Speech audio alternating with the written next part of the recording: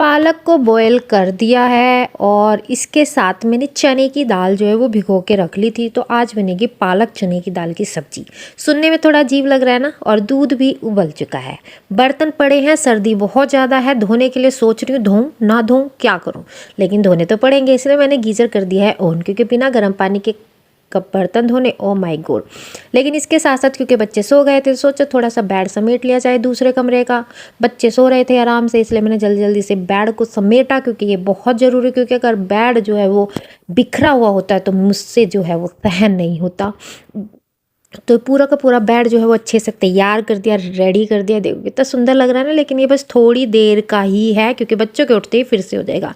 उफ, ठंड बहुत ज़्यादा है, बर्फ़ डली है, मुझे लगता पहाड़ों में, इसलिए बहुत ज़्यादा ठंडी हवा चल रही थी और इतना ज़्यादा सर्दी हो रही थी ना, 4 डिग्री का टेम्परेचर हो रहा था। और मैं सोच रही थी बर्तन कैसे धोऊं। और फिर मैंने सोचा बर्तन धोने से पहले थोड़ी सी मूवी देख लिया जाए, थोड़ा सा एंटरटेनमेंट कर लिया जाए। अब थोड़ा सा मूड जो है वो रिफ़्रेश हो गया। और अभी भी मैं यही सोच रही हूँ बर्तन धोऊं कि ना धोऊं, क्या करूं।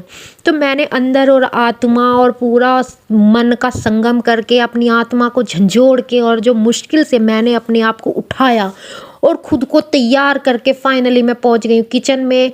मैंने स्लीव कर लिया फोल्ड, और ये सोल जो है वो आगे आ रहा था, मैंने इसको अच्छे से भैया साइड कर लिया और बर्तन धोने का जो मिशन था वो स्टार्ट कर दिया। धो धो धो धो धो धो, इतने बर्तन यार दिन में कैसे हो जाते हैं मेरे को समझ में नहीं आता। सारा दिन बर्तन बर्तन बर्तन। लेकिन मैं सच बताऊँ ना, अब सर्दियों में दिन में सिर्फ 2 बार ही बर्तन में धो पा रही हूँ। नहीं तो पहले क्या था, मैं सिंक में बर्तन जुड़ने नहीं देती थी। लेकिन अभी क्या है कि इतनी ज़्यादा ठंड हो रखी है कि बर्तन धोने का मन ही नहीं करता। लेकिन बर्तन तो धोने पड़ेंगे, क्योंकि बर्तन अगर मैं नहीं धोऊंगी तो घर का काम कैसे चलेगा। क्योंकि अगर किचन का काम करना है तो पहले आपको बर्तन धोने ही पड़ेंगे। मतलब कुल मिला के पूरी कहानी बर्तनों पर आके टिक जाती है। लेकिन बर्तन बर्तन बर्तन, क्या एक हाउसवाइफ की कहानी बर्तनों से शुरू होकर बर्तनों पे आके ख़त्म हो जाती है? तुम्हारा क्या कहना है, एक बार कमेंट जरूर कर देना। लेकिन इन सर्दियों में बर्तन का धोना, ओ माय गॉड। इस बार मैंने क्या है कि लड़ भिड़ के गीज़र लगवा ही लिया था। लेकिन मेरी किस्मत तो देखो, मैंने गीज़र ऑन किया, मूवी देखने गई और इतने ही लाइट चली गई, पानी गर्म ही नहीं हो पाया। और फाइनली मेरे को ठंडे पानी में ही बर्तन धोने पड़ गए। अब बर्तन तो धो लिए, लेकिन मैं स्किन केयर करूँ या ना करूँ, लेकिन सिंक केयर करनी बहुत ज़रूरी है। क्योंकि अगर सिंक साफ़ ना हो तो पता नहीं क्यों मेरे को खाना हजम नहीं होता।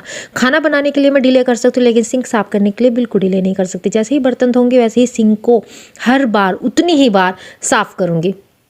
तो सिंक जो है वो मैंने साफ़ कर दिया। इसके साथ साथ अब आलू छिलने स्टार्ट हो गए, क्योंकि पालक और चने की दाल के साथ साथ मैं उसमें डालने वाली आलू।